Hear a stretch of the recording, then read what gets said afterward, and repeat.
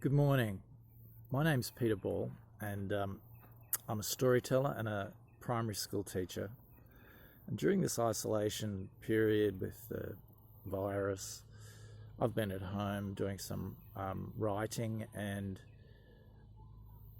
been thinking I should record some stories for my students who are also stuck at home and might be missing their P and Bean stories. Now, P and Bean are a couple of characters that I inherited from my dad, and over the years I've told thousands of P and Bean stories to my students, eventually writing a series of books. And I thought that it might be fun to release a short video now, just to introduce P and Bean and how they came to be alive. Veggies don't normally talk or make inventions, so I guess you need to find out how that came to be. Now, on a farm in southeast Queensland, just before harvesting time, there was a little girl looking out her window. Her dad was a farmer, and the next day she knew that they'd begin picking the peas and beans to send off to the markets. And she was looking forward to working alongside her dad and her mum. It made her feel more grown up. And as she sat there looking out at the night sky, she was surprised by a shooting star streaked right across their farm. And as it did so, a couple of tiny specks of dust fell off the meteorite as it flew by. Now, it's a little known fact that sometimes random bits of magic fall from the sky in just that kind of way. There are only two tiny specks, like sparks falling off a sparkler. They fell directly into the peas and beans in front of the house. And this girl was looking to see where they landed, but they'd already gone out. Then her mum called her for dinner, and she soon forgot about it. But out in the veggie patch, something was going on. Two random sparks of magic had fallen amongst the veggies. One landed on a bean, and the other landed on a pea pod that had just started to split open, and there was one pea exposed. A light green glow formed around these veggies, and if you were close enough, you'd hear a humming sound, ever so low and quiet. During the evening, when everyone was sleeping, something was happening in the veggie patch. When the first rays of the sun struck them in the morning, they were changed. P opened his eyes and looked around. Where am I? What am I? He could see his arms and his little legs. He was inside this weird pod. And he said, excuse me, it's a little tight in here. Do you think you could... But the other peas, they didn't answer. He said, excuse me, do you think you could move a bit? No reply. Really stuck in here. What's going on? What's that bright thing out there in the sky? Hello, can anyone hear me? He called. Is there anyone out there? One row over, there was a row of beans growing. And one bean had also just opened its eyes, and he was looking around, and he was having the same experience as P when he heard a voice. It was a very squeaky voice. So he took a deep breath. He said, "I can hear you. Where are you?" P looked around and he said, I'm attached to a bush. I'm in a pod. I think I'm a pea," he said. A pea? Well, Bean looked down at his body. He was still attached at the top of his head to a stalk. He had arms, he had legs. He said, "Well, I think I'm a bean," he called back. "But I'm stuck. I'm attached to something by my head." And the pea replied, "Me too, I'm stuck in this pod. No one else seems to be alive." And then they heard a strange noise. A horrible noise. A screeching, roaring dragon. Or so they thought. The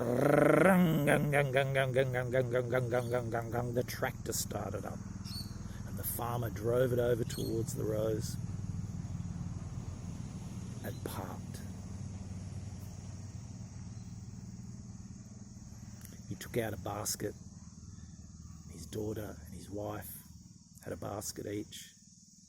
And he said, "Let's start on these 2 rows. You do the beans and I'll do the peas." P and Bean could hear this talking, and they strained and twisted and looked around to see what was going on. P couldn't see anything, but Bean was able to twist around and he could see exactly what was going on. "P," he called, "I think we've got to get out of here." "Why is that?" P asked. "Something wrong?" "Yes, something very wrong. The farmer's come. He's picking peas and beans. We need to get out of here." Bean twisted and twisted and twisted. He couldn't seem to get the stalk to release him. P pushed and pushed, and all of a sudden he popped out of the pod, flew through the air, hit a branch, slid down a leaf, and crashed all the way down to the ground at the bottom of the plant. "Ow," he said, rubbing his head. "I think I'm free and I can walk." Bean said, "Well, quick, come and help me." So P followed the sound of his voice and ran across between the 2 rows. He could see the farmer and his family picking. He could see the tractor, and he was scared. He didn't know why. He just didn't want to be picked.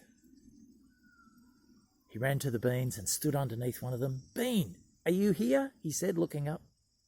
Bean looked down. "I can see you. Climb up. See if you can help me get free." P said, "It looks a long way up there, but I'll do my best." And he started to climb the branches. And as he got higher and higher, he became a little more afraid. He said, "Bean, you're really a long way up there. Keep coming, P. Don't give up yet. Don't let me get picked." P wasn't a very brave veggie, but he knew he had to do something. So he swallowed his fear and he climbed and he climbed, and he didn't look down, and he didn't think about how high he was, until all of a sudden he was level with Bean. And Bean said, "Hello, nice to meet you, P. Now get me out of here." P had a look at Bean. He said, and he pulled, and that didn't work. And he said, "Bean, I think we're going to have to twist you and rotate you, and then you should pop off." He said, that doesn't sound good, P. He said, "I don't have a better idea, Bean. Hold still." And he took Bean and he turned him. He said, "That's it, you help me, you push with your feet." And he turned him a little bit further. And all of a sudden, pop, Bean disconnected from the stalk and fell straight through. He landed on a branch. He slipped off onto another leaf. He crashed into another branch and finally crashed into the ground where he was rubbing his behind. Ow, that hurt. P climbed down carefully and they stood together underneath the bean plant. "Well done, P. Thanks very much. Now we've got to run." They looked which way the farmers were coming, and Bean pointed, "Let's go that way." And they ran across the yard and hid behind a post. Then the dog started sniffing around. "Grrr." "Oh dear," said P. "That looks like a vicious animal." Bean said, "Yeah, I don't know what we can do. Here, I'll throw it a stick." And he threw a stick and the dog ran after it. "Quick, let's go." And they ran across the yard to a shed where they looked back, panting. They'd never run before in their lives. It was hard work. Bean said, "Look, there's a road leading off the property. If we can follow that without getting caught, we should make a clean getaway." So they ran across to the road and hugged the edge of the road, following underneath the grass, staying out of sight, until they got to a creek. And this creek marked the edge of the property. P or Bean didn't know if they could swim. He said, "Oh, what do we do now?" Bean saw a stick floating past, and he said, "Let's get a boat." And they grabbed a stick off the bank, pushed it into the water, and climbed on it, sitting on it like a surfboard. Then they began to paddle with their hands. "Whee!" said P. "This is fun." And they spun around in the current and drifted under the bridge and around the bend, off to make a new life for themselves. And that's going to be continued in other stories. So if you like the story, leave me a thumbs up. Next time I'll tell one of the longer P and Bean stories. Have a great day, everyone. Take care.